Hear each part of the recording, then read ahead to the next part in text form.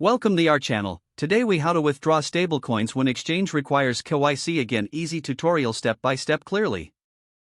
Begin by accessing your cryptocurrency exchange account. Log in using your credentials.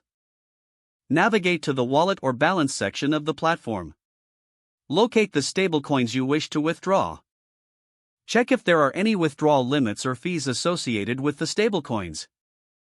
If the exchange requires KYC, again, look for a prompt or notification regarding the needed verification. Follow the on-screen instructions to submit your KYC documents.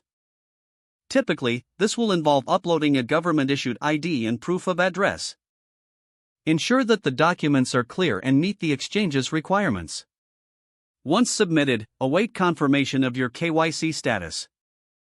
This process may take a few minutes to several hours. After approval, return to the withdrawal section of your account. Enter the amount of stablecoins you wish to withdraw. Select the withdrawal method you prefer, such as an external wallet address or bank transfer. If withdrawing to a wallet, ensure that the address is correct. Double-check for any transaction fees applicable to your chosen method. Review all withdrawal details for accuracy. Submit your withdrawal request. You should receive a confirmation email or notification once your withdrawal is processed. Monitor your external wallet or bank account for the funds to arrive. If there are any delays, check your exchange account for transaction status updates. For any issues, consult the exchange's support center. If the page does not load, refresh the browser or try again in a private or incognito window.